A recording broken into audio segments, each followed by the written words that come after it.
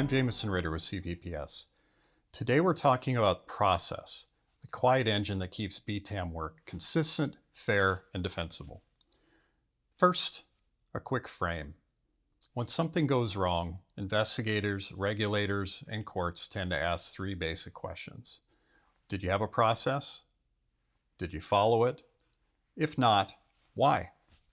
If your answer is no, or sometimes, that is where risk and ultimately liability start climbing. What do we mean by process? Well, it's a written, step-by-step, team-based way of doing BTAM. How concerns are reported, triaged, assessed, managed, and documented every single time. Why does it matter? Well, really there's 4 wins. 1, consistency. Process turns good intentions into repeatable actions. Same intake, same triage, same documentation, so 2 similar cases don't get 2 very different responses. 2, no gaps. Checklists, roles, and timelines mean nothing gets missed, from initial outreach and safety planning to follow-ups and case closure. 3, fewer single-point failures. A multidisciplinary team and structured professional judgment reduce bias and human error. No one person carries the whole decision. The team tests assumption and pressure checks risk ratings. 4, legal defensibility.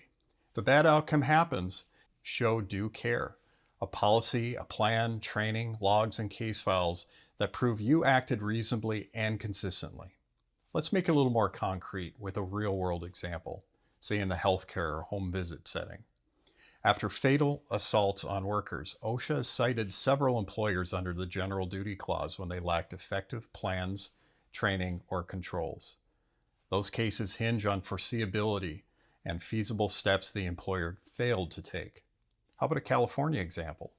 SB 553 now requires most employers to maintain a written workplace violence prevention plan, conduct regular training, and keep a violent incident log. Translation: the paper trail is part of the safety system. Here's the nuance lawyers care about. Failing to follow your own procedures doesn't always create negligence by itself, but is often powerful evidence that your organization fell below a reasonable standard. That's why disciplined adherence matters as much, if not more, as having a policy in the first place. So how do you operationalize without overbuilding? I've got 3 simple checks for every organization. Define it. Write the BTAM playbook, roles, quorum, intake criteria, triage steps, documentation, escalation, after hours, and comms. Align it to recognize guidance in your legal environment. Follow it. Train the team and your front line. Run tabletops. Use case templates and checklists so the workflow happens the same way at 2 o'clock as it does at 8 o'clock in the morning, or 2 o'clock in the morning. Prove it. Log incidents, decisions, and interventions. Capture rationales, not just outcomes. Do periodic case audits. Make sure you fix that drift fast. And remember, if it isn't documented, it didn't happen. Want a simple test for leadership? Ask, if we were deposed tomorrow, would we hand over a clean policy, our training records, a current incident log, and 2 case files that show we followed our process? If that question makes you sweat, start with the 3 checks. Bottom line, process protects people and your organization. It creates consistency, closes gaps, limits bias, and strengthens your legal footing when it matters most. Appreciate your time. Stay safe, and we'll see you again next time.